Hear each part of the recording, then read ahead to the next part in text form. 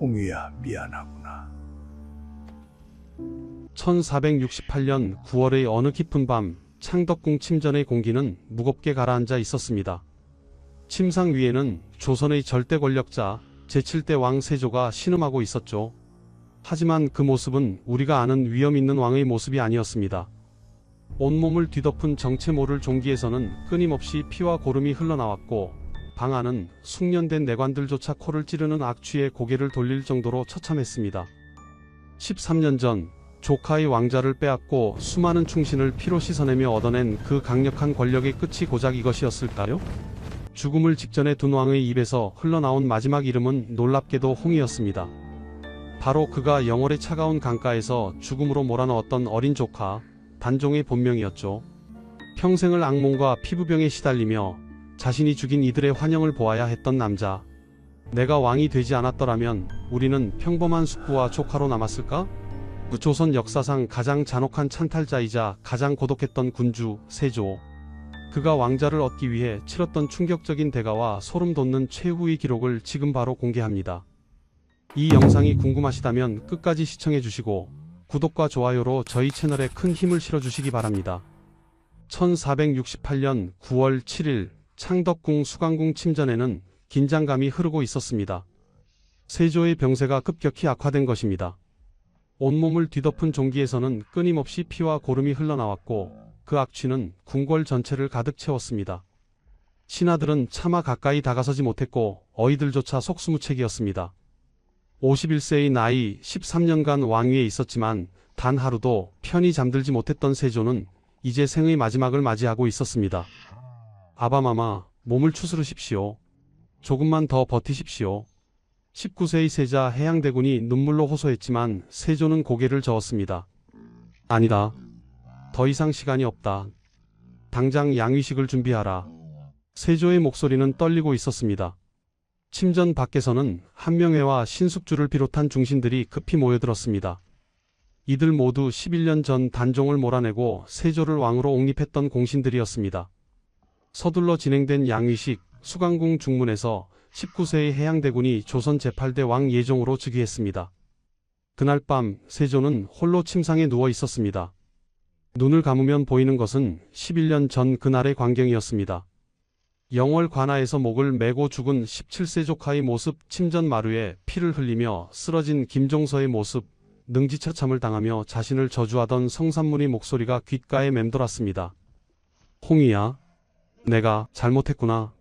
세조는 중얼거렸습니다. 밤새도록 악몽에 시달리던 세조는 다음 날인 9월 8일 새벽 마침내 숨을 거두었습니다.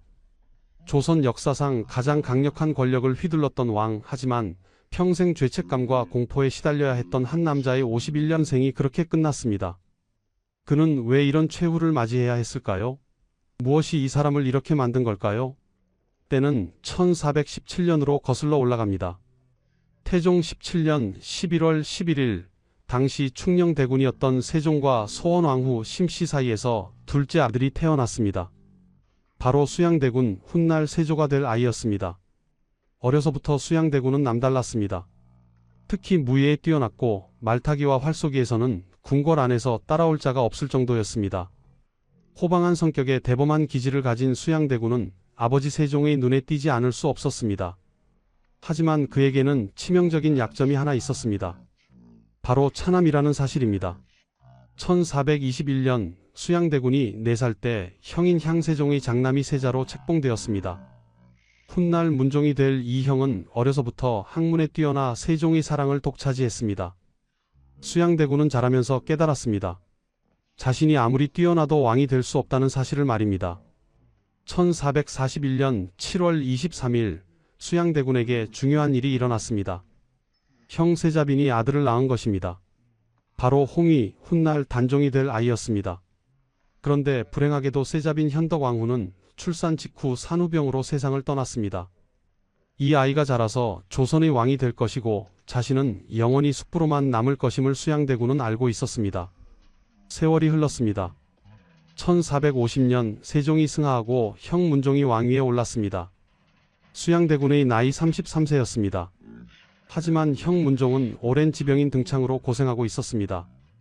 즉위한 지 불과 2년 3개월 만인 1452년 5월 14일 문종이 39세의 나이로 승하했습니다. 왕위는 형의 아들 겨우 12세의 홍의에게 넘어갔습니다. 단종의 즉위였습니다. 어린 왕 주위에는 세종과 문종이 지명한 원로 대신들이 빙 둘러싸고 있었습니다. 좌의정 김종서, 우의정 황보인을 비롯한 치편전 출신 학자들과 무신들이 단종을 보필했습니다. 수양대군은 이 광경을 지켜보며 생각했습니다. 저 어린 것이 과연 나라를 다스릴 수 있을까? 저 늙은 대신들이 권력을 농단하고 있지 않은가? 수양대군의 야망이 꿈틀대기 시작했습니다. 그에게는 신복들이 있었습니다. 권람 한명회 같은 인물들이 수양대군 주변에 모여들기 시작했습니다. 1453년 여름 수양대군은 이들과 비밀리에 만났습니다. 지금의 조정은 썩어 있소. 어린 주상을 농락하는 간신들을 제거해야 하오. 한명회가 조심스럽게 말했습니다. 대군마마, 때가 무르익었습니다. 수양대군은 창밖을 바라보며 결심했습니다. 그해 10월 운명의 밤이 다가오고 있었습니다. 하지만 그때는 아무도 몰랐습니다. 이 선택이 어떤 결과를 가져올지 수양대군 자신도 그 누구도 예상하지 못했던 비극이 시작되려 하고 있다는 것을 말입니다. 1453년 10월 10일 밤 한양의 거리는 고요했습니다. 하지만 곧 이 고요는 비명으로 찢어질 것이었습니다. 수양대군은 신복 무사들을 이끌고 움직이기 시작했습니다. 첫 번째 목표는 좌의정 김종서의 집이었습니다. 당시 70세의 노신 김종서는 여진족을 토벌하고 육진을 개척한 조선 최고의 명장이었습니다. 하지만 이날 밤 그는 자신의 침소에서 수양대군의 습격을 받았습니다. 대군마마, 이게 무슨 짓이십니까?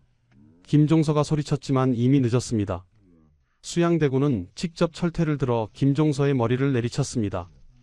조선 최고의 명장은 그렇게 자신의 집에서 비참하게 죽었습니다. 같은 시각 우의정 황보인의 집에도 자객들이 침입했습니다. 황보인과 그의 아들들이 차례로 살해당했습니다. 궁궐 안은 순식간에 아비규환이 되었습니다. 수양대군의 군사들이 궁궐을 장악했고 수양대군에게 반대할 만한 대신들이 하나둘 끌려 나왔습니다. 그날 밤 한양의 거리는 피로 물들었습니다. 다음날 아침 12세의 단종은 숙부 수양대군 앞에 서 있었습니다. 어린 왕은 떨고 있었습니다. 밤새 들려온 비명소리, 아침에 본 신하들의 시체, 그리고 피 묻은 옷을 입은 채 자신 앞에 선 숙부의 모습이 너무나 무서웠습니다. 조카마마, 역적들을 처단했사옵니다. 김종서와 황보인이 영모를 꾀하였기에 신이 먼저 이들을 제거했습니다. 수양대군의 목소리는 침착했습니다. 단종은 아무 말도 할 수 없었습니다. 12세의 어린 왕이 무엇을 할 수 있었겠습니까? 예. 숙부의 충정을 짐이 잘 알고 있소. 떨리는 목소리로 단종이 대답했습니다. 계유정난, 이것이 역사가 기록한 이 사건의 이름입니다. 하지만 정난이라는 말은 난리를 평정했다는 뜻입니다. 수양대군이 스스로 붙인 이름이었습니다. 역사 기록에 따르면 이날 밤 107명이 처형당했습니다. 하지만 실제 희생자는 훨씬 많았을 것으로 추정됩니다. 권력을 잡은 수양대군은 자신을 영의정으로 임명하고 조정을 완전히 장악했습니다. 단종은 이제 허수아비에 불과했습니다. 모든 정사는 수양대군이 결정했고 어린 왕은 그저 결재만 할 뿐이었습니다. 하지만 수양대군에게 반대하는 세력이 아직 남아 있었습니다. 바로 자신의 동생들이었습니다. 셋째 동생 안평대군은 학문과 예술에 뛰어난 인물로 많은 신하들의 존경을 받고 있었습니다. 수양대군은 안평대군이 자신의 권력에 위협이 된다고 판단했습니다. 1453년 10월 18일 계유정난이 일어난 지 불과 8일 만에 안평대군은 영모제로 몰려 사사되었습니다. 형님, 저는 결코 영모를 꾀하지 않았습니다. 안평대군이 울부짖었지만 소용없었습니다. 세종의 셋째 아들, 조선 최고의 명필이자 예술가였던 안평대군은 37세의 나이로 강제로 사약을 받고 죽었습니다. 수양대군은 이제 조선의 실질적인 지배자가 되었습니다. 단종은 왕의 자리에 있었지만 아무런 권한이 없었습니다. 하지만 수양대군의 야망은 여기서 멈추지 않았습니다. 그는 더 큰 것을 원했습니다. 바로 왕위 그 자체였습니다. 1455년 윤유월 수양대군은 마침내 결정적인 조치를 취했습니다. 단종의 넷째 숙부인 금성대군과 단종을 어릴 때부터 돌봐온 혜빈 양씨가 영모를 꾀했다는 명목으로 이들을 유배 보낼 것을 요구했습니다. 조정 대신들은 일제히 이에 찬성했습니다. 모두 수양대군의 신복들이었기 때문입니다. 15세의 단종은 궁지에 몰렸습니다. 자신을 지켜줄 사람은 아무도 없었습니다. 대신들은 모두 숙부 편이었고 어머니는 이미 오래전에 돌아가셨으며 할아버지 세종도 아버지 문종도 모두 세상을 떠났습니다. 조카마마, 이제 짐을 내려놓으시는 것이 어떻겠습니까? 수양대군의 목소리에는 협박이 섞여 있었습니다. 단종의 눈에서 눈물이 흘러내렸습니다. 하지만 15세의 어린 왕이 무엇을 할 수 있었겠습니까? 숙부께서 왕위를 이어주시기 바랍니다. 떨리는 목소리로 단종이 말했습니다. 1455년 윤유월 11일 근정전에서 양위식이 거행되었습니다. 15세의 단종은 상왕이 되었고 38세의 수양대군이 조선 제7대 왕 세조로 즉위했습니다. 단종은 수강궁으로 옮겨졌습니다. 상왕이라는 이름은 좋게 들리지만 실제로는 유폐나 다름없었습니다. 자유롭게 밖을 나갈 수도 없었고 신하들을 만날 수도 없었습니다. 그날 밤 세조는 왕의 침전에 홀로 앉아 있었습니다. 마침내 손에 넣은 왕위, 평생을 꿈꿔왔던 이 자리에 드디어 앉게 되었습니다. 마침내 내가 왕이 되었다. 세조는 중얼거렸습니다. 하지만 이상하게도 기쁘지 않았습니다. 가슴 한편이 무겁고 답답했습니다. 그날 밤 세조는 처음으로 악몽을 꾸었습니다. 꿈속에서 형수 현덕왕후가 나타나 그를 저주했습니다. 내가 내 아들을 어찌하려느냐.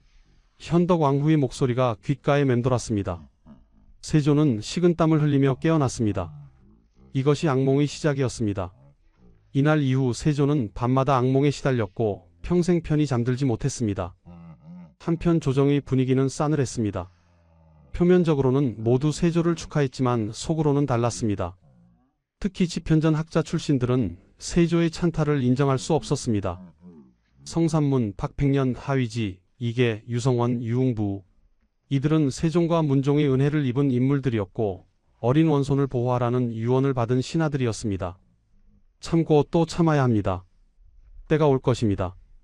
성산문이 동지들에게 말했습니다. 상황을 복위시킬 날이 반드시 올 것입니다. 이들은 비밀리에 모여 계획을 세우기 시작했습니다. 세조는 이런 분위기를 느끼고 있었습니다.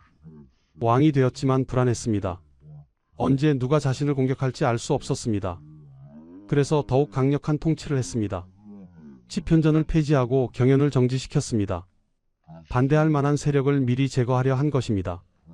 하지만 세조가 아무리 조심해도 막을 수 없는 일이 일어나려 하고 있었습니다. 충신들의 마지막 저항이 시작되려 하고 있었습니다. 1456년 6월 세조 즉위 1년이 지났습니다. 표면적으로는 모든 것이 평온해 보였습니다. 하지만 수면 아래에서는 거대한 폭풍이 준비되고 있었습니다. 성산문, 박팽년, 이계, 하위지, 유성원, 유흥부 이들은 모두 집현전 학사 출신의 뛰어난 인재들이었습니다. 세종 시절부터 나라를 위해 헌신했고 문종으로부터 어린 원손을 보호하라는 유언을 받은 충신들이었습니다. 참고 또 참았습니다. 1년을, 2년을. 성산문의 목소리는 떨리고 있었습니다. 매일 아침 어전에 나아가 절을 올려야 했습니다. 그 얼굴을 보며 신하라 불러야 했습니다. 하지만 우리는 알고 있습니다. 저분은 진정한 왕이 아니라는 것을. 이들은 비밀리에 만나 계획을 세웠습니다. 1456년 6월 명나라 사신 윤봉 등이 조선에 왔습니다. 세조는 이들을 환영하기 위해 창덕궁에서 연회를 베풀기로 했습니다. 상왕 단종도 이 자리에 참석할 예정이었습니다. 성산문은 이 기회를 놓치지 않기로 했습니다.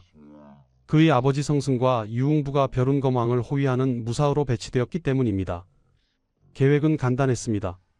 연회 도중 벼룬검들이 세조와 그의 두 아들의 경세자 해양대군을 제거하고 단종을 복위시키는 것이었습니다. 6월 1일 그날이 바로 우리가 충절을 증명할 날입니다. 박팽년이 말했습니다. 나라를 바로 세우고 진정한 왕을 복위시킬 것입니다. 하지만 이들 중 한 명이 계획을 배신했습니다. 김질이었습니다. 그는 장인 정창손에게 이 계획을 말했고 정창손은 급히 세조에게 고변했습니다. 1456년 6월 1일 밤 연회가 시작되기 직전 세조는 모든 것을 알게 되었습니다. 감히 감히 과인을 해하려 했단 말이냐. 세조는 분노로 떨었습니다. 곧바로 성산문을 비롯한 관련자들이 체포되었습니다. 국문이 시작되었습니다. 세조는 직접 성산문을 신문했습니다. 그대가 나에게 이미 신이라 칭했는데 지금 와서 비록 그렇게 부르지 않는다 한들 무슨 소용이 있느냐? 세조가 물었습니다. 나는 상황의 신하이지 나으리의 신하가 아닙니다. 충청감사로 있을 때 한 번도 신자를 쓴 적이 없습니다. 성산문이 당당히 대답했습니다. 세조는 성산문이 충청감사 시절 올린 장계를 모두 확인했습니다. 놀랍게도 모든 문서에 신 대신 클거자가 쓰여 있었습니다.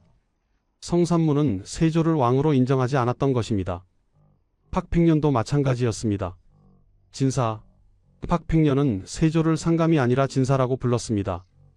왕이 아니라 그저 벼슬 아치라는 뜻이었습니다. 세조는 이들을 회유하려 했습니다. 여러 번 사람을 보내 살려주겠다고 약속했습니다. 하지만 이들은 끝까지 거부했습니다. 죽음은 두렵지 않습니다. 신은 다만 충절을 지킬 뿐입니다. 하위지의 어린 아들이 형장으로 끌려가면서 어머니에게 한 말입니다. 아버님이 이미 살해되셨으니 제가 홀로 살 수는 없습니다. 1456년 6월 능지처참이 시작되었습니다. 조선 역사상 가장 잔혹한 형벌이 집행되었습니다. 팔다리와 목을 각기 다른 수레에 묶어 찢어 죽이는 거열형이었습니다. 성산문, 박팽년, 이계, 하위지, 유성원, 유흥부를 비롯해 무려 54명이 능지처참을 당했습니다.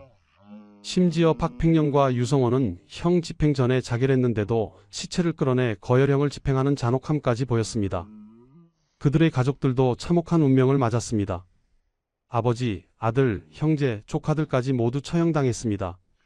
단 하위지의 어린 조카들만은 나이가 어리다는 이유로 변방 유배로 끝났습니다. 사육신 사건과 관련해 70여 명이 처형되었고 그 가족들까지 합하면 희생자는 수백 명에 달했습니다. 한양의 거리는 다시 한번 피로 물들었습니다. 세조는 이들을 제거하며 안도했습니다. 이제 나를 반대할 자는 없다. 하지만 그날 밤부터 세조의 악몽은 더욱 심해졌습니다. 꿈속에서 거열형을 당하던 충신들이 나타나 그를 저주했습니다. 세조는 밤마다 비명을 지르며 잠에서 깼습니다. 그리고 세조는 결정을 내렸습니다. 이제 상황 단종도 제거해야 한다고 말입니다. 1457년 6월 세조는 중대한 결정을 내렸습니다. 사육신 사건에 상황 단종도 연루되었다는 명목으로 단종을 더 이상 상황으로 두지 않기로 한 것입니다. 6월 21일 단종은 노산군으로 강등되었습니다. 왕에서 상황으로, 상황에서 이제 군으로 격화된 것입니다. 그리고 강원도 영월로 유배 보내졌습니다. 17세의 단종은 영월로 가는 길에 눈물을 흘렸습니다. 12세의 왕이 되어 3년, 15세의 상황이 되어 2년, 이제 17세의 모든 것을 잃고 유배를 가는 신세가 된 것입니다. 영월 청령포 3면이 물로 둘러싸인 이곳에서 단종은 유폐 생활을 시작했습니다. 매일 관풍원에 올라 한양을 바라보며 시를 지었습니다. 언제쯤 돌아갈 수 있을까? 하지만 단종에게 남은 시간은 얼마 없었습니다. 1457년 9월 경상도 순흥에 유배되어 있던 금성대군 세조의 넷째 동생이 다시 복위거사를 계획했다가 발각되었습니다. 순흥부사 이보험과 함께 지역민들을 설득해 군사를 일으키려 했지만 안동 관노의 고변으로 사전에 발각된 것입니다. 금성대군은 사사되었고 이보험은 교수형에 처해졌습니다. 그리고 10월 21일 영월에 있던 단종에게 소식이 전해졌습니다. 숙부님이 돌아가셨다고? 단종은 충격에 빠졌습니다. 자신을 위해 거사를 일으킨 숙부, 그마저 이제 세상을 떠났습니다. 이제 단종을 지켜줄 사람은 아무도 없었습니다. 그날 금부도사 왕방연이 영월로 출발했습니다. 그의 손에는 사약이 들려 있었습니다. 왕방연이 영월 관하에 도착했을 때는 이미 해가 저물고 있었습니다. 단종은 왕방연이 온 이유를 알고 있었습니다. 왕방연, 그대가 나를 죽이러 왔구나. 단종의 목소리는 담담했습니다. 왕방연은 단종 앞에 무릎을 꿇었습니다. 눈물이 흘러내렸습니다. 신이 어찌 전하를... 왕방연은 차마 말을 잇지 못하고 엎드려 울기만 했습니다. 단종은 왕방연이 내민 사약을 물리쳤습니다. 사약은 거두어라. 나는 받지 않겠다. 세조실록에는 단종이 목을 메어 스스로 죽었다고 기록되어 있습니다. 하지만 야사에는 단종을 모시던 관리가 공을 세우려고 단종을 교살했다고 전해집니다. 진실이 무엇이든 1457년 10월 21일 17세의 단종은 영월에서 생을 마감했습니다. 12세의 왕위에 올라 3년 상황으로 2년, 노산군으로 4개월, 짧고도 비극적인 17년의 생이 그렇게 끝났습니다. 단종의 시신은 영월 동을지에 안매장되었습니다. 예를 갖춰 장사 지냈다는 실록의 기록과 달리 실제로는 제대로 된 장례도 치르지 못했던 것으로 보입니다. 200년 후 단종을 복위시킬 때 단종의 묘를 찾는 데 어려움을 겪었다는 기록이 이를 증명합니다. 한양 궁궐에서 이 소식을 들은 세조는 안도의 한숨을 내쉬었습니다. 이제 나를 위협할 자는 없다. 하지만 그날 밤 세조는 또다시 악몽을 꾸었습니다. 꿈속에서 17세의 조카가 나타나 그를 저주했습니다. 숙부님, 왜 저를 이렇게 만드셨습니까? 세조는 비명을 지르며 잠에서 깼습니다. 온몸이 식은땀으로 젖어 있었습니다. 이것이 시작이었습니다. 이날 이후 세조의 몸에 이상한 증상이 나타나기 시작했습니다. 단종이 죽은 지 불과 한 달도 지나지 않은 1457년 9월 2일 세조에게 청천벽력 같은 소식이 전해졌습니다. 아바마마 세자 저하께서 무슨 일이냐?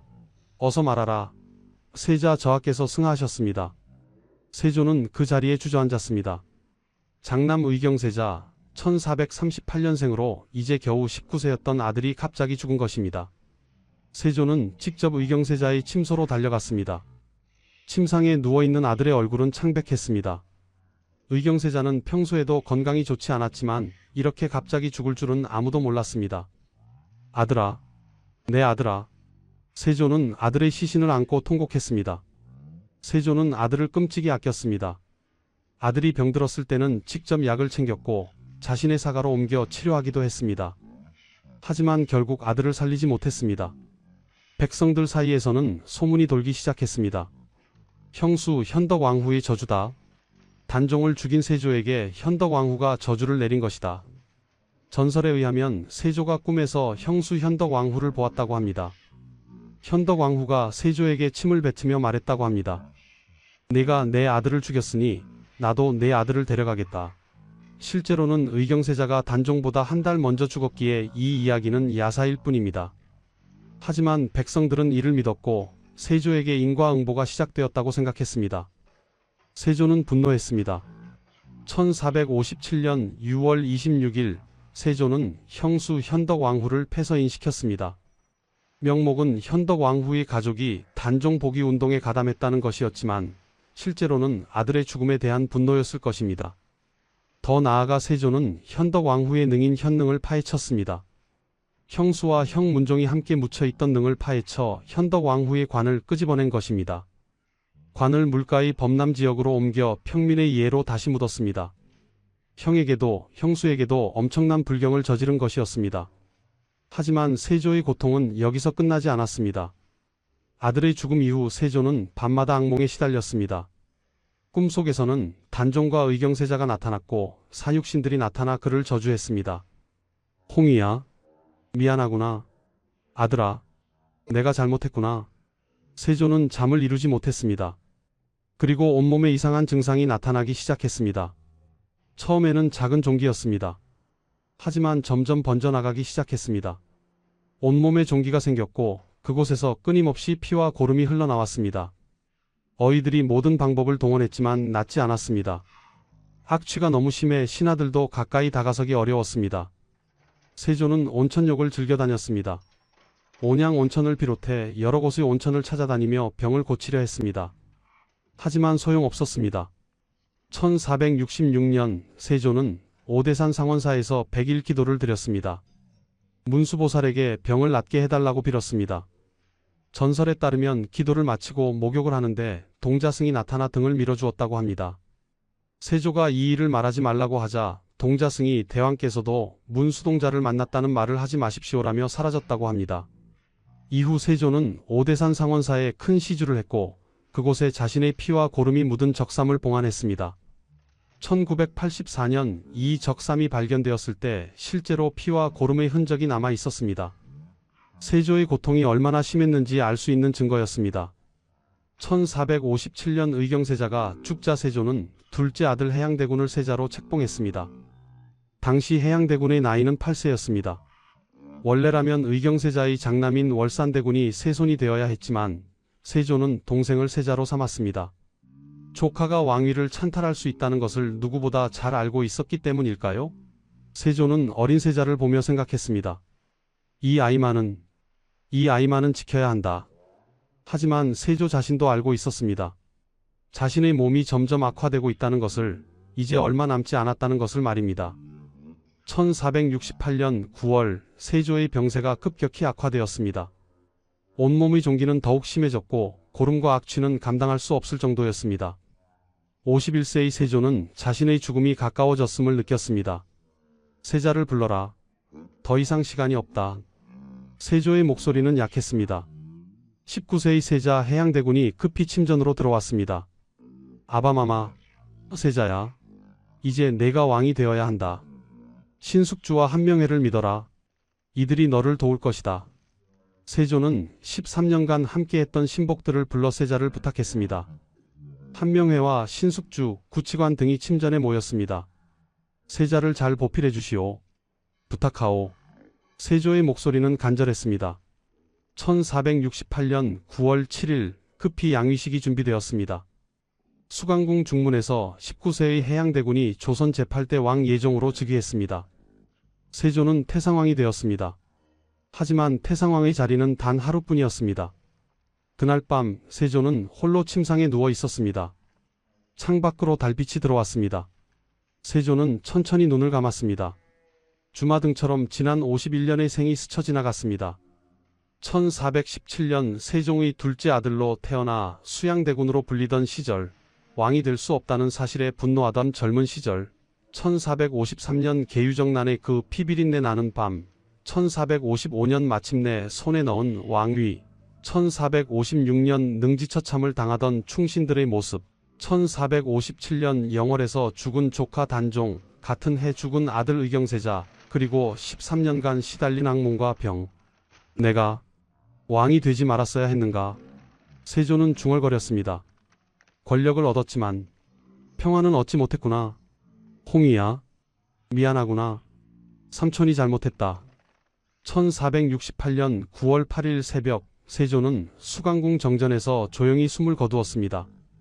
향년 51세, 제위 13년이었습니다. 세조의 장례는 국장으로 치러졌습니다. 능은 경기도 남양주, 당시 양주 광능으로 정해졌습니다.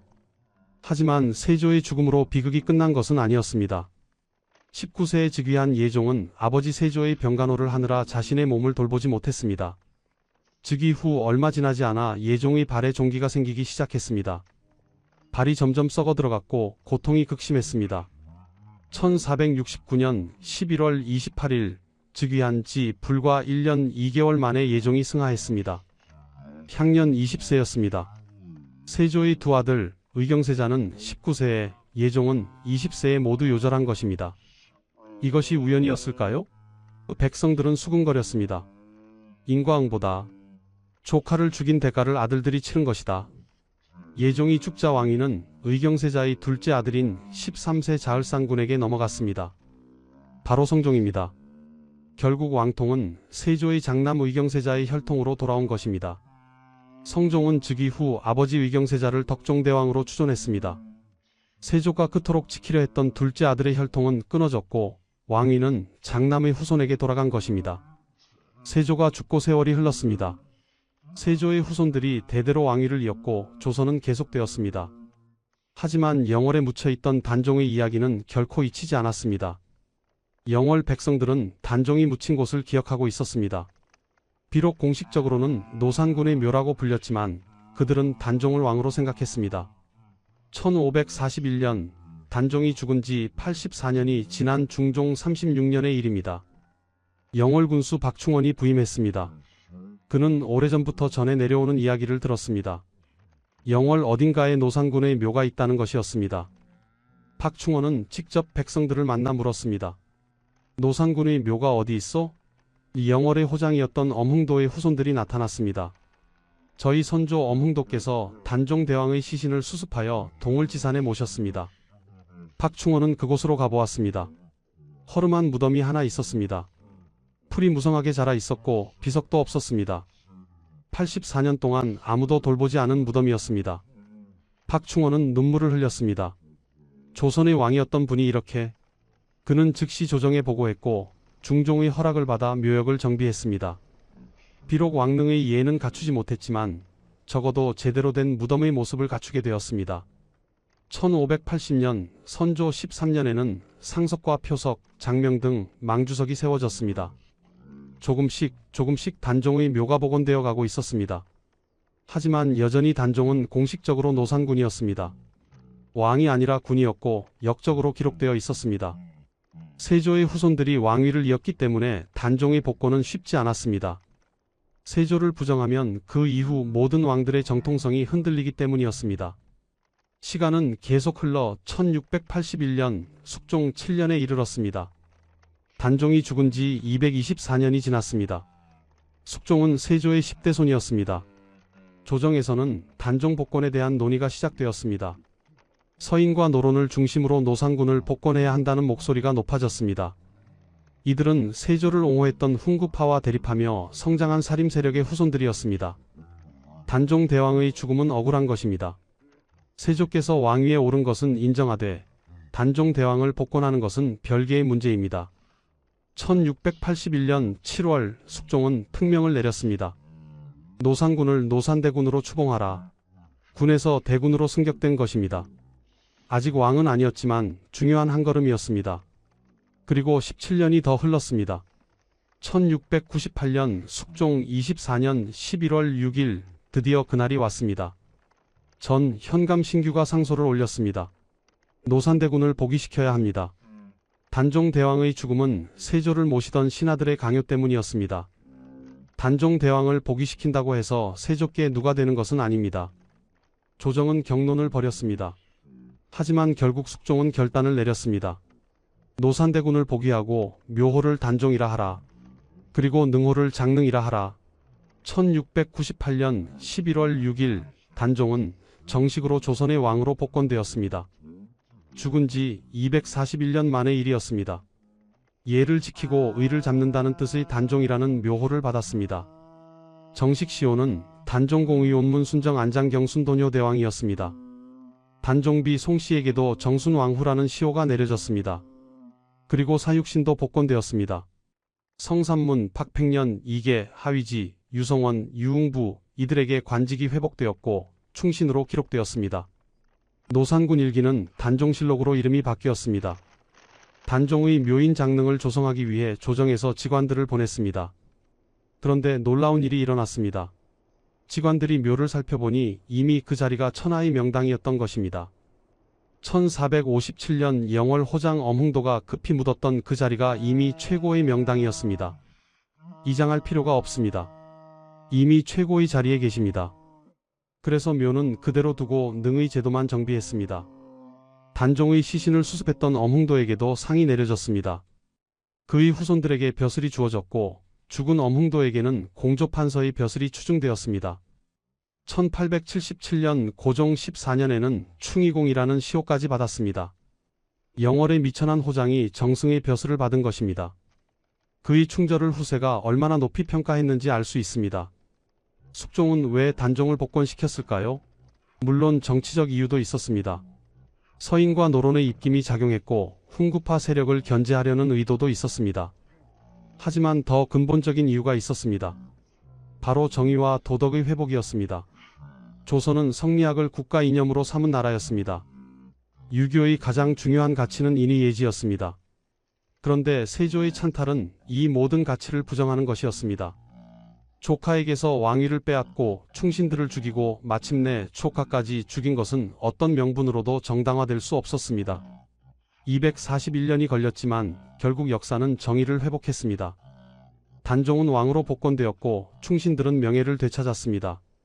그리고 세조는 비록 왕으로 인정받았지만 역사는 그를 찬탈자로 기록했습니다. 지금도 영월에 가면 장릉이 있습니다.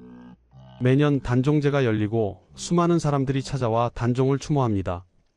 청령포에는 단종이 유배 생활을 했던 흔적이 남아있고 관풍원에는 단종이 지었던 시가 새겨져 있습니다. 사육신의 묘도 각지에 남아있고 그들을 기리는 사당이 세워져 있습니다. 그들의 후손들은 지금도 그 충절을 자랑스럽게 여깁니다. 반면 세조의 광릉은 조용합니다. 왕릉으로서의 격식은 갖추고 있지만 사람들의 발길은 많지 않습니다. 그리고 사람들은 세조를 이야기할 때 항상 단종을 죽인 왕이라고 말합니다. 권력을 얻었지만 명예를 잃었고 왕위를 차지했지만 역사의 심판을 피할 수 없었습니다. 241년이 걸렸지만 정의는 결국 승리했습니다. 역사는 승자의 기록이 아니라 진실의 기록이라는 것을 증명했습니다. 여러분은 어떻게 생각하십니까? 권력이 영원할 수 있을까요? 모든 선택에는 대가가 따릅니다. 세조는 왕자를 얻었지만 그 대가로 평생의 고통과 두 아들의 요절, 그리고 역사의 부정적 평가를 받아야 했습니다. 단종은 17세의 짧은 생을 살았지만 241년 후 정의를 되찾았고 500년이 지난 지금까지도 사람들의 추모를 받고 있습니다. 역사는 결국 진실을 기록합니다. 그리고 정의는 비록 늦더라도 반드시 실현됩니다. 이것이 단종과 세조의 이야기가 우리에게 남긴 교훈입니다. 지금까지 왕이 되려고 조카를 죽인 세조, 왕자를 얻고 평생을 후회한 세조의 이야기였습니다. 영상이 도움이 되셨다면 구독과 좋아요 부탁드립니다. 다음에 또 만나요. 1457년 10월 24일 강원도 영월의 메마른 방 안 17소년 앞에 놓인 것은 따뜻한 밥 한 끼가 아닌 치명적인 독이 든 사약 한 잔이었습니다. 노상군은 스스로 목숨을 끊으라 비참한 유배객의 신분으로 떨고 있는 이 소년. 하지만 불과 3년 전까지만 해도 그는 이 나라의 주인이었습니다. 단순히 운이 좋아 왕이 된 게 아닙니다. 그는 조선 500년 역사를 통틀어 가장 완벽한 그리고 가장 무서운 정통성을 타고난 인물이었습니다. 적통 중의 적통, 하늘이 점지한 정점. 조선은 유교의 나라입니다. 왕실의 권위는 누가 장자인가에서 나옵니다. 그런데 이 소년 단종 이홍위의 가계도를 보십시오. 성군 세종대왕의 친손자이자 적장손, 문종 임금의 친아들이자 적장자, 조선 건국 이래 최초로 원손 세손 세자 왕이라는 정통 엘리트 코스를 단 한 번의 굴곡 없이 밟아온 유일무이한 인물. 증조부 태종부터 아버지 문종까지 4대에 걸쳐 내려온 적장자 승계의 완성본이 바로 이 소년이었습니다. 후대의 숙종 임금조차 조선의 완벽한 정통성을 가진 왕은 단종과 나뿐이다라고 경외심을 표했을 정도였죠. 그 누구도 이의를 제기할 수 없었던, 아니 감히 쳐다볼 수도 없었던 태양의 혈통. 그런데 어째서 이 완벽한 왕은 궁궐이 아닌 차가운 유배지에서 숙부가 보낸 사약을 마주하게 된 걸까요? 하늘이 내린 축복인 줄 알았던 그 고귀한 혈통이 왜 그에게는 잔혹한 저주의 굴레가 되었을까요? 조선 역사상 가장 화려하게 태어나 가장 쓸쓸하게 저물어간 소년왕. 적장손이라는 이름의 비극, 단종 이홍위의 짧고도 강렬했던 17년의 기록을 지금 시작합니다. 이 이야기가 궁금하시다면 영상 끝까지 봐주시기 바랍니다. 구독과 좋아요는 저희에게 큰 힘이 됩니다. 1457년 10월 24일 강원도 영월. 삼면이 강으로 둘러싸이고 한면은 험준한 절벽으로 막힌 청령포에서 관풍원으로 옮겨진 지 석 달 한 소년이 서 있습니다. 이름은 이홍위, 불과 3년 전까지 조선의 6대 왕이었던 소년입니다. 아니, 정확히 말하자면 지금은 노상군으로 강등된 상태입니다. 왕도 아니고 왕족도 아닌 서인의 신분입니다. 금부도사가 읽어 내려가는 교지 소리가 관풍원에 울려 퍼집니다. 경상도 순흥에 유배된 금성대군 이유가 영모를 꾀했다. 노상군 역시 이를 알고 있었으니 죄를 피할 수 없다. 17세, 단 17년의 삶이었습니다. 그중 12세부터 15세까지 3년은 왕이었고 15세부터 17세까지 2년은 상왕이었으며 마지막 몇 달은 노상군이라는 이름의 죄인이었습니다. 소년의 머릿속으로 지난 17년이 스쳐 지나갑니다. 태어나자마자 돌아가신 어머니, 자신을 끔찍이 아껴주시던 할아버지 세종대왕, 병약했지만 자상했던 아버지 문종, 그리고 숙부 수양대군. 소년은 떨리는 손으로 앞에 놓인 사약잔을 바라봅니다. 하지만 이 소년이 누구였는지를 아십니까? 조선 건국 이래, 아니 조선 왕조 500년 역사를 통틀어 가장 완벽한 혈통을 가진 왕이었습니다. 증조 할아버지 태조 이성계의 정실 소생 적자인 태종, 태종의 정실 소생 적자인 세종, 세종의 정실 소생 적장자인 문종, 그리고 문종의 정실 소생 적장자, 적통의 적통, 적장손 중의 적장손이었습니다. 세종이 왕세자였을 때 태어난 왕세자의 첫째 아들, 태어날 때부터 원손이었고 8세의 세손, 10세의 세자, 12세의 왕이 되었습니다. 왕세자, 세손, 원손을 모두 거친 조선 유일무이한 왕이었습니다. 그 누구도 그의 혈통에 이의를 제기할 수 없었습니다. 후대의 숙종조차 단종과 나만이 완벽한 정통성을 가졌다고 말했을 정도입니다. 그런데 지금 그 적장손 앞에 사약이 놓여 있습니다. 왕이었던 소년이 죄인이 되어 죽음을 맞이하는 순간입니다. 소년의 눈에서 눈물이 흐릅니다. 어머니, 할아버지, 아버지, 이제 만나러 갑니다. 금부도사는 차마 소년을 쳐다보지 못하고 고개를 돌립니다. 방 안은 섬뜩한 침묵만이 흐릅니다. 어떻게 이런 일이 일어날 수 있었을까요? 조선에서 가장 완벽한 혈통을 가진 왕이 왜 유배지에서 사약을 받아야 했을까요? 적장손이라는 것이 축복이 아니라 저주가 된 것일까요? 그 답을 알기 위해서는 17년 전 소년이 태어난 그날로 돌아가야 합니다. 이 비극이 어떻게 시작되었는지, 무엇이 이 어린 왕을 죽음으로 내몰았는지 그 긴 이야기를 지금부터 시작하겠습니다. 1441년 7월 23일 한양 궁궐에 기쁜 소식이 전해졌습니다. 왕세자 문종과 세자빈 권씨 사이에서 아들이 태어난 것입니다. 이름은 이홍위, 조선 역사상 유례없는 완벽한 혈통을 가진 왕손의 탄생이었습니다. 이 아이는 태어나는 순간부터 남달랐습니다. 할아버지는 세종대왕이었고 아버지는 왕세자 문종이었습니다. 무엇보다 중요한 것은 이 아이가 적장손이라는 사실이었습니다. 세종은 왕비 소혼 왕후의 적장자였고 문종 역시 세종의 적장자였으며 이홍이는 문종의 적장자였습니다. 3대에 걸친 적통, 이것은 조선 건국 56년 만에 처음 나타난 완벽한 계승 구조였습니다. 조선은 유교 국가였습니다. 적장자 계승을 가장 중요하게 여겼습니다. 왕의 정통성은 곧 왕권의 기반이었고 적장손은 그 정통성의 정점이었습니다. 이 아이 앞에는 아무런 장애물이 없었습니다. 태어나자마자 원손이 되었고 훗날 세손, 세자를 거쳐 왕이 될 것은 정해진 수순이었습니다. 할아버지 세종은 손자의 탄생을 무척 기뻐하셨습니다. 너무 기뻐하신 나머지 대사면령을 내렸습니다. 미결수와 2급 이하 죄수를 모두 풀어주라는 명이었습니다. 그런데 이상한 일이 벌어졌습니다. 대사면 교지를 읽는 도중 용상 근처의 큰 촛불이 땅에 떨어진 것입니다. 세종은 불길한 예감을 느꼈는지 그 초를 당장 치워버리라고 명하셨습니다.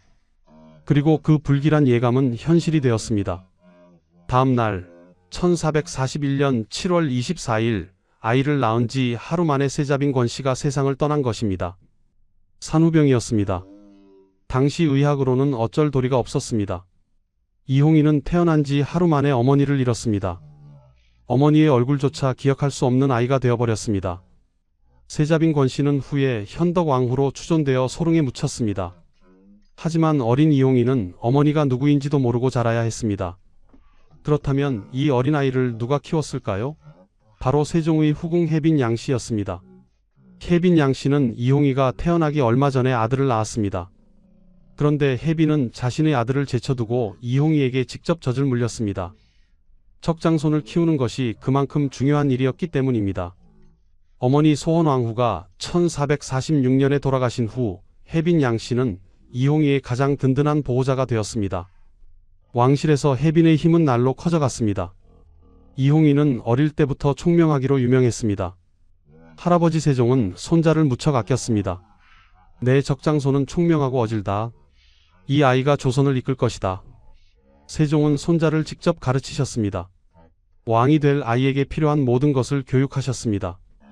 1448년 이홍이가 8세가 되던 해 정식으로 왕세손에 책봉되었습니다. 이것은 당연한 수순이었습니다. 적장손, 그것만으로 충분했습니다. 그 누구도 이의를 제기하지 않았습니다. 제기할 수도 없었습니다. 혈통으로 본다면 이홍이는 완벽했으니까요. 왕세손이 된 이홍이는 본격적으로 미래의 왕으로서 교육을 받기 시작했습니다. 경서를 읽고 역사를 배우고 정치를 익혔습니다. 세종은 손자의 교육에 각별히 신경을 쓰셨습니다. 하지만 세종의 마음 한구석에는 늘 걱정이 있었습니다. 자신의 건강이 좋지 않았고 아들 문종 역시 병약했습니다. 혹시라도 자신과 문종이 일찍 세상을 떠나면 어린 손자가 혼자 남게 될 것이었습니다. 세종은 신하들을 불러 당부했습니다. 내가 죽거든 세손을 잘 보필하라. 문종이 일찍 가더라도 세손을 지켜달라. 황보인, 김종서, 성삼문, 박팽년, 신숙주. 세종은 믿을 만한 신하들에게 여러 번 손자를 부탁했습니다. 특히 김종서에게는 군사를 이끌고 한양으로 돌아오라는 명까지 내렸습니다. 북방 개척으로 공을 세운 김종서가 있다면 혹시 모를 변란을 막을 수 있을 거라 생각했던 것입니다. 하지만 세종이 진정으로 걱정한 것은 따로 있었습니다. 바로 숙부들의 존재였습니다. 세종에게는 아들이 많았습니다. 문종 외에도 수양대군, 안평대군, 금성대군 등 여러 대군들이 있었습니다. 이들은 모두 한창 혈기왕성한 나이였습니다. 특히 둘째 아들 수양대군은 야심이 있어 보였습니다. 세종은 수양대군을 조용히 지켜보았습니다. 문무를 겸비하고 능력도 뛰어났지만 그 눈빛에는 뭔가 위험한 것이 있었습니다. 하지만 문종이 있고 적장손 이홍이가 있는데 무슨 일이 있겠는가? 세종은 애써 걱정을 떨쳐냈습니다. 혈통은 이홍이에게 있었습니다. 수양대군은 둘째 아들일 뿐이었습니다. 적통은 바꿀 수 없는 것이었습니다. 1450년 이홍이가 10세 되던 해 슬픈 일이 벌어졌습니다. 할아버지 세종대왕이 승하하신 것입니다. 세상에서 가장 든든한 버팀목을 잃은 순간이었습니다. 이홍이는 할아버지의 임종을 지켰습니다. 세종은 마지막까지 손자를 걱정하셨습니다. 잘 자라거라. 훌륭한 왕이 되어라. 10세 소년의 눈에서 눈물이 흘렀습니다. 할아버지가 돌아가시고 아버지 문종이 왕위에 올랐습니다. 이홍이는 왕세손에서 왕세자로 개봉되었습니다. 이제 한 단계 더 왕위에 가까워진 것입니다. 하지만 그때는 아무도 몰랐습니다. 이 적장손의 운명이 얼마나 비극적으로 변할지, 혈통이 완벽하다고 해서 왕위를 지킬 수 있는 것이 아니라는 것을, 그리고 2년 후 더 큰 비극이 시작될 것이라는 것을 말입니다. 1450년 문종이 왕위에 올랐습니다. 세종의 뒤를 이은 적장자, 완벽한 계승이었습니다. 이홍이는 왕세자가 되었습니다. 이제 아버지를 도와 정치를 배울 차례였습니다. 문종은 아들을 무척 아꼈습니다. 비록 병약했지만 아들에게 왕의 도리를 가르쳤습니다. 내가 훗날 이 나라를 이끌 것이다. 백성을 사랑하고 신하를 아끼고 나라를 바르게 다스려라. 10세 소년은 아버지의 가르침을 마음 깊이 새겼습니다. 하지만 문종의 건강은 날로 나빠져 갔습니다. 등창이 재발했고 여러 병이 겹쳤습니다. 문종은 자신이 오래 살지 못할 것을 알았습니다. 아버지 세종이 그랬듯 문종도 어린 아들을 걱정했습니다. 1452년 5월 14일 문종이 경복궁 천추전에서 승하했습니다. 제위 2년 3개월, 향년 39세였습니다. 너무 일찍 떠난 것입니다. 만약 문종이 10년만 더 살았다면, 아니 5년만 더 살았다면 역사는 완전히 달라졌을 것입니다. 하지만 역사에 만약은 없습니다. 문종은 임종 직전까지 신하들을 불렀습니다. 영의정 황보인, 좌의정 김종서, 우의정 정분, 고명 대신들이 침전에 모였습니다. 내 아들을 부탁하오. 세자가 어리니 잘 보필해 주시오. 문종의 마지막 유언이었습니다. 신하들은 눈물을 흘리며 약속했습니다. 전하, 염려 마옵소서. 세자를 목숨 걸고 지키겠나이다. 5월 18일 경복궁 근정문에서 즉위식이 거행되었습니다. 12세 소년 이홍이가 조선의 6대 왕이 된 것입니다. 조선 역사상 가장 완벽한 혈통의 왕이 탄생한 순간이었습니다. 적장손의 적장손, 그 누구도 이의를 제기할 수 없는 정통 중의 정통이었습니다. 즉위 교서가 반포되었습니다. 총 24개 조항이었습니다. 짐이 어리고 부족하오나 선왕의 뜻을 받들어 백성을 다스리고자 하오. 모든 일은 의정부와 육조에 물어 결정하겠소이다. 12세 소년의 목소리는 떨렸지만 의연했습니다. 백성들은 환호했습니다. 세종대왕의 적장손이시다. 훌륭한 성군이 되실 것이다. 혈통만으로도 충분했습니다. 이 소년은 왕이 될 운명으로 태어났고 이제 그 운명을 이루었습니다. 하지만 문제가 있었습니다. 12세는 너무 어렸습니다. 혼자서 나라실을 결정할 수 없는 나이였습니다. 보통 이럴 때는 대비가 수렴청정을 합니다. 어린 왕을 대신해 왕실의 어른이 정사를 돌보는 것입니다. 그런데 단종에게는 그럴 사람이 없었습니다. 어머니 현덕왕후는 단종을 낳고 하루 만에 돌아가셨고 할머니 소원왕후도 이미 1446년에 세상을 떠났습니다. 문종은 즉위 후에도 새로 왕비를 들이지 않았습니다. 상중이었고 곧 탈상을 하면 새 왕비를 맞이할 생각이었는데 그 전에 승하하신 것입니다. 결국 단종을 보호해줄 왕실의 어른은 아무도 없었습니다. 오늘날로 치면 초등학생 나이의 아이가 부모도 조부모도 없이 고아가 된 것과 같았습니다. 그래서 문종의 유언대로 고명 대신들이 단종을 보필하기로 했습니다. 영의정 황보인과 좌의정 김종서가 중심이었습니다. 특히 김종서는 세종 때부터 4대에 걸쳐 왕을 섬긴 노신이었습니다. 북방에서 사군 육진을 개척한 문무겸비의 명장이었습니다. 단종은 김종서를 아버지처럼 따랐습니다. 갑작스럽게 왕이 된 12세 소년에게 김종서는 가장 믿을 수 있는 어른이었습니다. 하지만 이것이 문제가 되었습니다. 인사를 할 때 황표정사라는 방식을 썼습니다. 3명의 후보자를 추천하면서 대신들이 낙점하고 싶은 사람 이름에 노란 표를 붙이는 것입니다. 왕은 그 표를 보고 도장만 찍으면 되었습니다. 이것은 어린 왕을 돕기 위한 임시 조치였습니다. 하지만 사람들은 수군거렸습니다. 왕이 허수아비가 되었다. 신하들이 왕권을 농단하고 있다. 왕은 이때 왕이 아닌 상황, 이것은 매우 위험한 일이었습니다. 한편 종친들의 힘도 만만치 않았습니다. 세종의 형 양녕대군도 아직 살아계셨고 세종의 아들들인 대군들은 한창 혈기왕성한 장년이었습니다. 특히 수양대군과 안평대군이 두드러졌습니다. 이들은 단종의 숙부로서 상당한 영향력을 행사했습니다. 사헌부에서는 상소를 올렸습니다. 대군들에 대한 분경을 금지하소서. 신하들이 대군들에게 줄을 대는 것을 막아달라는 것이었습니다. 그만큼 대군들의 세력이 강했다는 뜻입니다.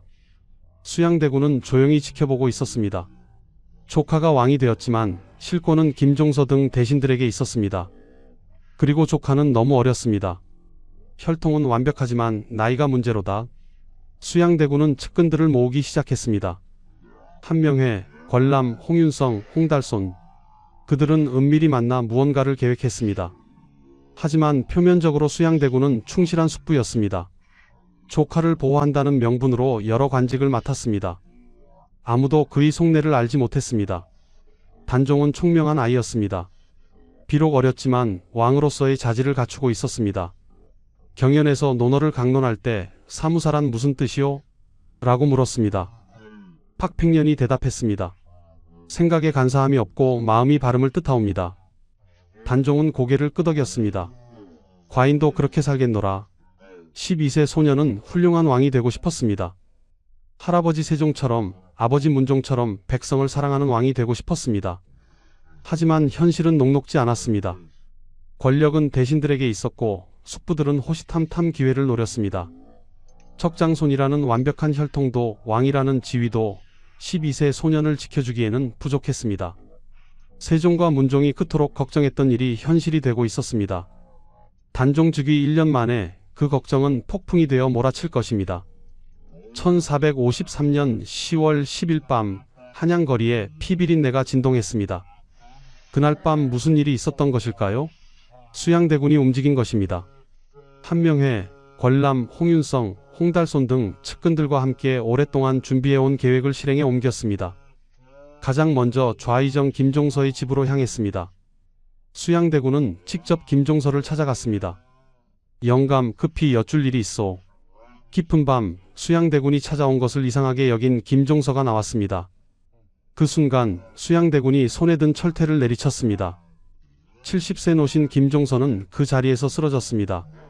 세종, 문종을 섬기며 사군 육진을 개척한 명장이 어린 단종을 지키겠다고 맹세한 충신이 한순간에 살해당한 것입니다. 같은 시각 궁궐 안팎에서 일제히 거사가 시작되었습니다. 수양대군의 무사들이 요충지를 장악했습니다. 도성의 성문이 봉쇄되었고 단종이 계신 처소가 에워싸였습니다. 영의정 황보인과 여러 대신들이 왕명으로 소집되었습니다. 그들은 궁궐로 들어오는 순간 체포되었고 일부는 그 자리에서 처형당했습니다. 이게 무슨 일이오?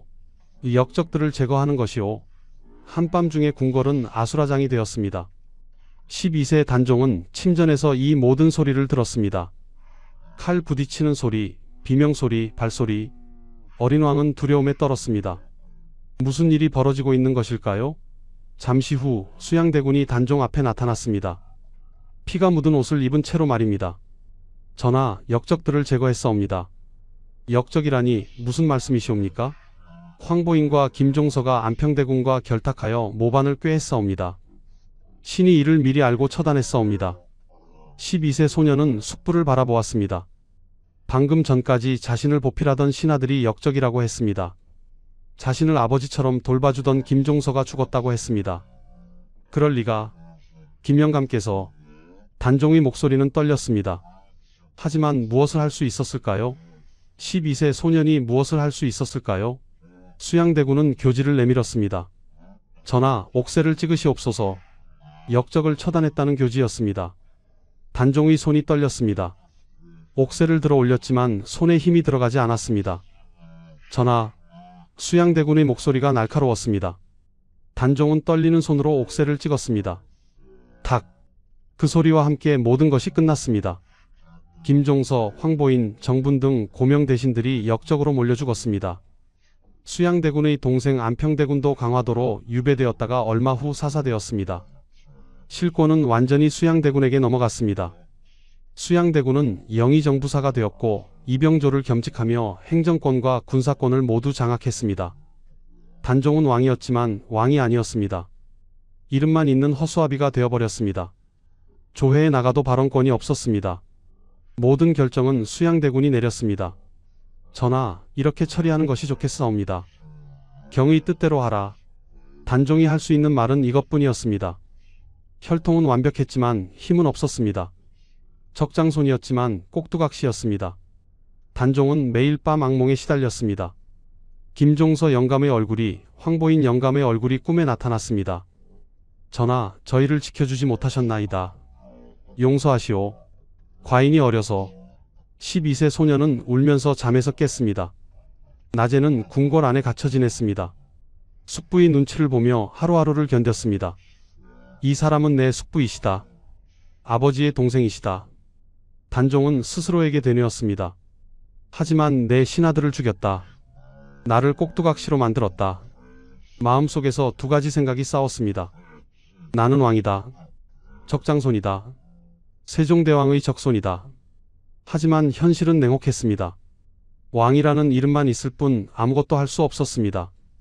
1454년 3월 수양대군은 계유정난 공신 책봉을 단행했습니다. 자신을 1등 공신으로 올렸습니다. 단종은 또다시 옥새를 찍어야 했습니다.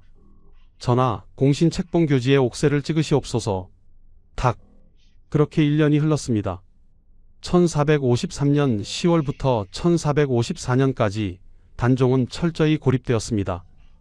자신을 지켜줄 신하들은 모두 사라졌습니다. 남은 것은 수양대군과 그 일파뿐이었습니다. 하지만 아직 희망은 남아 있었습니다. 세종과 문종이 부탁한 신하들이 모두 죽은 것은 아니었습니다. 성삼문, 박팽년, 하위지, 이계, 유성원, 유웅부, 지편전 출신의 젊은 학자들이 있었습니다.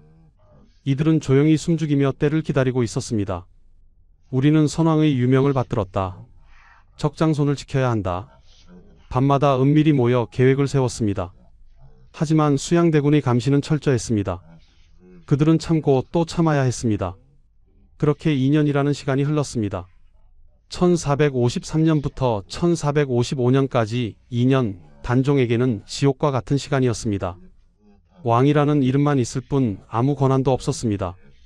매일 아침 조회에 나가지만 신하들의 눈빛은 싸늘했습니다. 진짜 권력자는 영의정 수양대군이었으니까요. 단종이 무언가 말하려 하면 신하들은 수양대군의 눈치를 봤습니다. 전하, 그 일은 대감마마께서 이미 결정하신 사안이옵니다. 14세가 된 단종은 더 이상 어린아이가 아니었습니다. 점점 자라면서 자신이 처한 상황을 또렷이 인식하게 되었습니다. 나는 왕이다. 적장손이다. 그런데 왜 아무것도 할 수 없는가? 밤이면 혼자 눈물을 흘렸습니다. 참고 또 참았습니다. 매일 숙부의 얼굴을 봐야 했습니다. 자신의 신하들을 죽인 그 사람을 숙부님이라 불러야 했습니다. 하지만 마음속으로는 다짐했습니다. 나는 세종대왕의 적장손이다.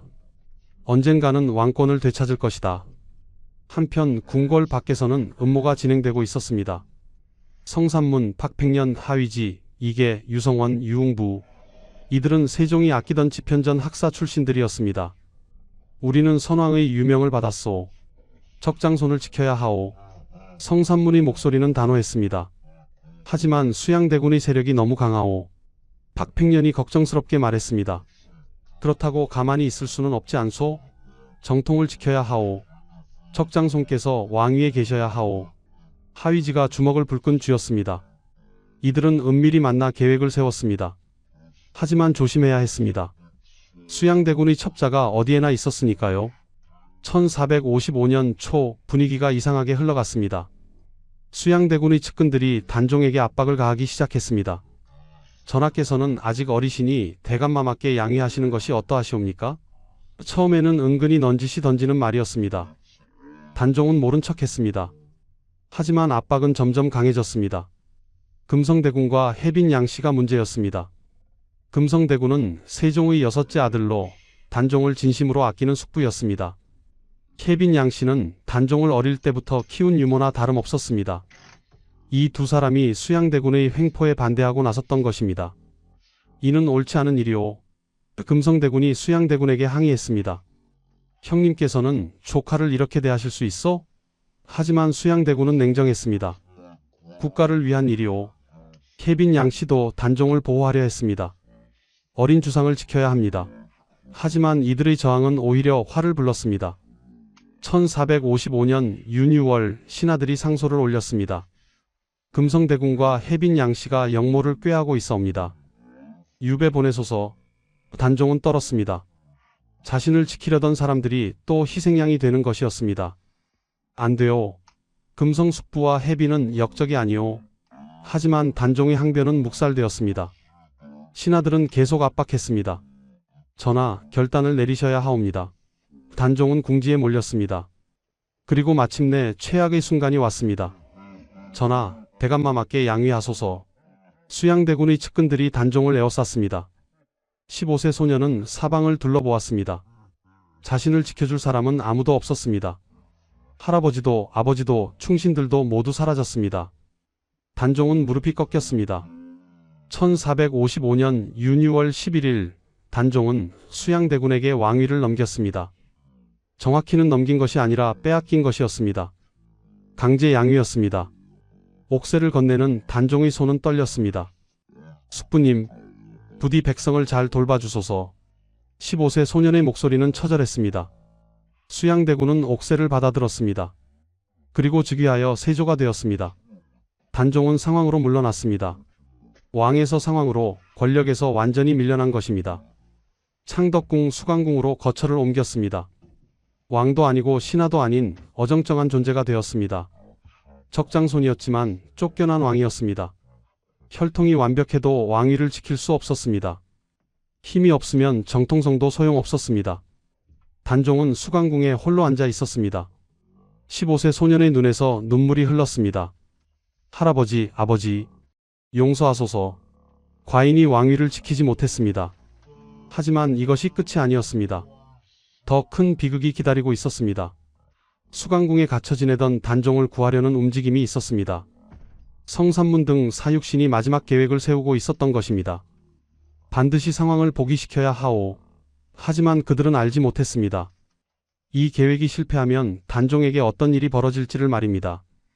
1456년 6월 창덕궁에서 연회가 열렸습니다. 명나라 사신 윤봉을 환영하는 자리였습니다. 세조와 신하들이 모두 참석했습니다. 술과 음악이 흐르는 화려한 밤이었습니다. 하지만 그 밤 은밀한 계획이 실행되려 하고 있었습니다. 성산문, 박팽년, 하위지, 이계, 유성원, 유웅부 이들은 마지막 결단을 내렸습니다. 오늘 밤 세조를 제거하고 상황을 복위시킨다. 계획은 치밀했습니다. 연회장 주변에 벼룬검을 설치하고 세조와 그 아들들을 습격하는 것이었습니다. 성공하면 단종이 다시 왕위에 오를 것이었습니다. 정통이 돌아오는 것이었습니다. 적장손이 다시 왕이 되는 것이었습니다. 성산문은 연회장으로 향했습니다. 칼을 품에 숨기고 심장은 요동쳤습니다. 반드시 성공해야 한다. 선왕의 유명을 받들어야 한다. 하지만 계획에는 치명적인 약점이 있었습니다. 바로 김질이었습니다. 김질은 사육신 중 한 명으로 계획에 참여하고 있었습니다. 그런데 김질은 마음이 약했습니다. 혹은 두려웠을지도 모릅니다. 거사 전날 밤 김질은 잠을 이루지 못했습니다. 만약 실패하면 우리 모두 죽는다. 가족들도 죽는다. 고민 끝에 김질은 장인 정창손에게 모든 것을 털어놓았습니다. 장인 어른, 큰일이옵니다. 내일 거사가. 정창손은 깜짝 놀랐습니다. 이것이 사실이냐? 그리고 정창손은 밤중에 급히 세조를 찾아갔습니다. 전하, 영모가 일어나려 하옵니다. 세조는 즉시 움직였습니다. 연회가 시작되기 전 성산문 등이 도착하기 전에 모든 것이 끝났습니다. 군사들이 출동하여 성산문, 박팽년, 하위지, 이계, 유성원, 유흥부를 체포했습니다. 이들은 끌려와 국문을 받았습니다. 내 놈들이 영모를 꾀했다는데 사실이냐? 세조가 직접 국문을 주재했습니다. 성산문은 당당했습니다. 영모가 아니오. 정통을 되찾으려 한 것이오. 정통이라니. 상왕께서는 적장손이시오. 세종대왕의 적손이시오. 왕위는 당연히 상왕께 있어야 하오. 박팽년도 굽히지 않았습니다. 나는 전하의 신하가 아니오. 상왕의 신하요. 심지어 세조를 전하가 아닌 거라고 칭했습니다. 하위지는 고문을 받으면서도 말했습니다. 죽여라. 나는 선왕의 유명을 받들었을 뿐이다. 세조는 회유를 시도했습니다. 내 편에 서면 용서해주겠다. 높은 벼슬도 주겠다. 하지만 아무도 굽히지 않았습니다. 우리가 받은 봉급은 상왕께서 주신 것이오. 한 푼도 쓰지 않고 창고에 쌓아두었소. 박팽년이 외쳤습니다. 세조는 분노했습니다. 더 이상 회유는 없었습니다. 고문이 시작되었습니다. 불에 달군 인두로 살을 지지고 뼈를 부러뜨렸습니다. 하지만 이들은 끝까지 버텼습니다. 상황을 모르신다고 하라. 아니요. 상왕께서 아셨소. 고문관이 다그쳤습니다. 성산문은 피를 토하며 말했습니다. 상왕께서는 모르셨소. 우리가 알아서 한 일이오. 마지막 순간까지 단종을 지키려 했습니다. 단종이 연루되지 않게 하려 했습니다. 1456년 6월 사육신은 능지처참에 처해졌습니다. 사지를 찢는 극형이었습니다. 그들의 가족들도 죽거나 노비가 되었습니다. 남자들은 모두 처형되고 여자들은 공신의 노비로 분배되었습니다. 삼족이 멸문당했습니다. 처참했습니다. 단종은 수강궁에서 이 소식을 들었습니다. 성영감, 박영감, 하영감 모두 죽었다고? 16세 소녀는 주저앉았습니다. 내가 알았다면 말렸을 것을. 내가 알았다면. 하지만 이미 늦었습니다. 정통을 지키려던 충신들이 하나씩 사라졌습니다. 그리고 이 사건은 단종에게 더 큰 재앙을 가져왔습니다. 사육신 사건 이후 세조의 측근들이 상소를 올렸습니다. 상왕께서도 이 영모에 연루되었을 가능성이 있어옵니다. 상왕을 한양에서 내쫓으소서. 세조는 고민했습니다. 조카를 죽일 수는 없었습니다. 아직은 그럴 수 없었습니다. 하지만 한양에 두기에는 위험했습니다. 1457년 6월 21일 결정이 내려졌습니다. 상왕을 노상군으로 강봉하고 강원도 영월로 유배 보낸다. 단종은 노상군이 되었습니다. 왕상왕 노상군. 점점 신분이 떨어졌습니다. 적장손에서 군으로 강등된 것입니다. 영월로 가는 길 단종은 돌아보지 않았습니다. 한양을 떠나면서 마지막으로 궁궐을 바라보았습니다. 다시는 돌아오지 못하겠구나. 16세 소년의 눈에서 눈물이 흘렀습니다. 1457년 6월 단종은 영월로 향했습니다. 정순 왕후와도 생이별을 해야 했습니다. 아내를 한 번도 제대로 안아보지 못한 채 헤어져야 했습니다. 영월까지의 길은 멀고도 험했습니다. 한양에서 영월까지 백성들이 길가에 늘어서서 울었습니다. 어린 주상마마, 적장손이신데? 단종은 고개를 들지 못했습니다. 왕이었던 자신이, 적장손이었던 자신이 이렇게 초라한 모습으로 유배를 가는 것이 부끄러웠습니다. 영월에 도착한 단종은 청령포에 유폐되었습니다. 청령포는 3면이 서강으로 둘러싸이고 한 면은 육육봉에 험준한 절벽으로 막힌 곳이었습니다. 배를 타지 않고는 나갈 수 없는 육지 속의 섬이었습니다. 작은 초가집이 단종의 거처였습니다. 왕이 살던 화려한 궁궐과는 너무나 달랐습니다. 16세 소녀는 하늘만 보며 지냈습니다. 가끔 관음속 밑에 앉아 시를 썼습니다. 이 몸이 죽어가서 무엇이 될꼬 하니 복내산 제일봉에 낙낙장송되었다가 백설이 만건곤할제 독야청청하리라. 외로웠습니다. 무서웠습니다. 16세 소년이 감당하기에는 너무 큰 고통이었습니다. 매일 한양을 바라보며 노산대에 올랐습니다. 아내가 보고 싶어 돌을 쌓아 망향탑을 만들었습니다. 그렇게 몇 달이 흘렀습니다. 1457년 7월 청령포에 물난리가 났습니다. 서강이 범람하여 청령포가 잠긴 것입니다. 단종은 관풍원으로 거처를 옮겼습니다. 영월 관하의 객사 건물이었습니다. 그곳에서 단종은 매중루에 올라 시름을 달랬습니다. 하지만 평화는 오래가지 않았습니다. 1457년 9월 충격적인 소식이 들려왔습니다. 경상도 순흥에 유배되어 있던 숙부 금성대군이 단종 복위를 계획하다가 발각된 것입니다. 금성대군과 순흥부사 이보음이 군사를 모아 거사를 준비했습니다. 하지만 안동 관노의 밀고로 발각되었습니다. 금성대군은 사사되었습니다. 그리고 그 책임이 단종에게까지 미쳤습니다. 노산군이 또다시 영모에 연루되었다. 세조의 측근들이 상소를 올렸습니다. 이제는 더 이상 참을 수 없사옵니다. 노산군을 죽이소서. 세조는 더 이상 버틸 수 없었습니다. 조카를 살려두면 계속 복위 운동이 일어날 것이었습니다. 결국 결정을 내렸습니다. 1457년 10월 24일 금부도사 왕방연이 영월로 향했습니다. 사약을 가지고 말입니다. 관풍원에 도착한 왕방연은 교지를 읽었습니다. 노산군 이홍이는 영모에 연루되었으니 스스로 목숨을 끊으라. 17세 소년 앞에 사약이 놓였습니다. 바로 챕터 1에서 시작한 그 장면입니다. 이제 우리는 알게 되었습니다. 왜 가장 완벽한 혈통의 왕이 사약을 받아야 했는지를, 척장손이라는 것이 왜 죄가 되었는지를, 12세의 왕이 되어 17세에 죽는 비극이 어떻게 만들어졌는지를 말입니다. 단종은 사약을 바라보았습니다. 하지만 마시지 않았다고 합니다. 야사에 따르면 금부도사가 차마 강제로 먹일 수 없어 망설이자 혹은 단종을 모시던 통인이 고통을 줄여주기 위해 목을 졸라 죽였다고도 합니다. 진실은 알 수 없습니다. 세조실록에는 스스로 목을 메어 죽었다고 기록되어 있지만 후대 기록들은 사약을 받았다 혹은 교살당했다고 전합니다. 확실한 것은 1457년 10월 24일 단 17년의 삶을 살았던 소년이 죽었다는 것입니다. 조선 6대 왕 적장손 중의 적장손 이홍이의 마지막이었습니다. 세조는 엄명을 내렸습니다. 아무도 시신을 거두지 말라. 거두는 자는 삼족을 멸할 것이다. 시신은 강가에 버려졌습니다. 하지만 영월 호장 엄흥도가 목숨을 걸고 시신을 수습했습니다. 밤중에 몰래 아들들과 함께 동을지산 자락에 묻었습니다. 그리고 후환이 두려워 가족을 데리고 도망쳤습니다. 단종의 무덤은 아무 표시도 없이 버려졌습니다. 적장손의 최후는 이렇게 쓸쓸했습니다.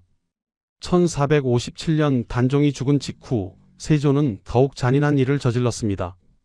단종의 어머니 현덕왕후까지 공격한 것입니다. 1457년 6월 현덕왕후를 서인으로 강등시켰습니다. 왕후에서 평민으로 떨어뜨린 것입니다. 그리고 소릉을 파헤쳤습니다. 관을 끄집어내어 물가로 내던졌습니다. 죽은 지 16년이 지난 현덕왕후의 유해를 훼손한 것입니다. 적장손을 낳은 어머니마저 편히 쉬지 못하게 하라. 세조의 명령은 냉혹했습니다. 적장손과 그 어머니 모두 역사에서 지워지는 듯 했습니다. 하지만 영월 사람들은 잊지 않았습니다. 엄흥도가 묻은 그 무덤을 군왕의 묘라고 불렀습니다. 어린 아이들조차 그 무덤의 주인이 누구인지 알았습니다. 해마다 조용히 제사를 지냈습니다. 세조의 서슬 퍼런 감시 속에서도 영월 사람들은 단종을 기억했습니다. 시간이 흘렀습니다. 세조가 죽고 예종이 왕이 되고 성종, 연산군, 중종으로 이어졌습니다. 세조의 후손들이 계속 왕위를 이었습니다. 하지만 단종을 기억하는 사람들은 사라지지 않았습니다. 1541년 중종 36년 영월군수 박충원이 단종의 무덤을 찾아 정비했습니다. 85년 만에 무덤이 공식적으로 확인된 것입니다. 1580년 선조 13년 주변에 비석이 세워졌습니다. 하지만 여전히 노산군의 묘였습니다. 왕으로 인정받지 못한 채였습니다. 그러다가 1681년 숙종 7년 변화가 일어났습니다. 신하들이 상소를 올렸습니다. 노산군을 대군으로 추봉하소서. 숙종은 허락했습니다. 노산군에서 노산대군으로 한 단계 올라갔습니다. 하지만 아직 왕은 아니었습니다. 그리고 드디어 1698년 숙종 24년 11월 역사적인 순간이 왔습니다. 전 현감 신규가 상소를 올렸습니다. 노산대군을 복위시켜야 하옵니다. 숙종은 깊이 고민했습니다. 단종을 복위시키면 세조를 부정하는 것이었습니다. 자신의 조상을 부정하는 셈이었습니다. 하지만 숙종은 결단을 내렸습니다. 정통은 정통으로 인정받아야 한다. 1698년 단종이 죽은 지 241년 만에 왕으로 복위되었습니다. 묘호는 단종, 시호는 공의원문순정 안장경순도뇨대왕이었습니다. 능호는 장능이었습니다. 적장손이 드디어 왕으로 인정받은 것입니다. 1699년 어머니 현덕왕후도 복위되었습니다. 훼손당했던 무덤도 다시 정비되어 문종 옆 현능에 합장되었습니다. 사육신도 복권되었습니다. 성산문, 박팽년, 하위지, 이계, 유성원, 유웅부에게 벼슬이 추증되었습니다. 정통을 지키려다 죽은 충신들이 명예를 되찾았습니다. 영월 장릉은 정비되었습니다. 하지만 엄흥도가 묻은 그 자리 그대로였습니다. 조정에서 직관을 보내 살펴보니 이미 명당이었기 때문입니다. 엄흥도는 풍수에도 밝았던 것입니다. 그래서 장릉은 조선 왕릉 중 유일하게 한양에서 먼 곳에 있는 능이 되었습니다. 경국대전에는 왕릉을 도성에서 100리 이내에 모셔야 한다고 했지만 단종의 장릉만은 예외가 되었습니다. 지금도 영월에 가면 단종의 흔적을 볼 수 있습니다. 청령포의 관음송은 600년이 넘었지만 여전히 서 있습니다. 단종을 지켜보고 단종의 울음을 들었던 나무입니다. 노산대에는 망향탑이 남아 있습니다. 단종이 아내를 그리며 쌓았던 돌탑입니다. 관풍허는 복원되어 단종의 마지막을 기억하게 합니다. 그리고 장릉에는 매년 많은 사람들이 찾아옵니다. 17세의 생을 마감한 어린 왕을 추모하기 위해서입니다. 단종의 이야기는 우리에게 무엇을 말해줄까요? 혈통만으로는 왕위를 지킬 수 없다는 것, 힘이 없으면 정통성도 무용지물이라는 것, 하지만 동시에 정의는 늦더라도 반드시 온다는 것입니다. 241년이 걸렸지만 단종은 결국 왕으로 인정받았습니다. 적장손의 정통성이 역사에 기록되었습니다. 사육신의 충절도 인정받았습니다. 역사는 진실을 기억합니다. 권력은 영원하지 않습니다. 세조는 왕이 되었지만 역사는 그를 찬탈자로 기록했습니다. 단종은 쫓겨났지만 역사는 그를 정통으로 기록했습니다. 하지만 한 가지 의문이 남습니다. 단종은 정말 왕이 되고 싶었을까요? 12세 소년에게 왕위는 축복이었을까요? 저주였을까요? 만약 사육신의 거사가 성공했다면 어떻게 되었을까요? 만약 문종이 10년만 더 살았다면? 만약 현덕왕후가 살아계셨다면? 만약 소원왕후가 손자를 지켜주셨다면? 역사에 만약은 없습니다. 하지만 우리는 생각해 볼 수 있습니다. 적장손으로 태어난 것이 행복이었는지 불행이었는지를 말입니다. 단종은 17년을 살았습니다. 그중 12년은 왕이 되기 위해 준비했고 3년은 왕이었고 2년은 유배지에서 보냈습니다. 너무 짧은 생이었습니다. 하지만 그 짧은 생 속에 담긴 비극과 충절, 그리고 정의의 이야기는 500년이 지난 지금까지도 우리 가슴을 울립니다. 지금까지 조선 6대 왕, 적장손 중의 적장손, 단종 이홍이의 이야기였습니다. 혈통과 권력, 정통과 찬탈, 그리고 정의에 대해 생각해보는 시간이 되셨기를 바랍니다. 구독과 좋아요 부탁드립니다. 다음에 또 만나요.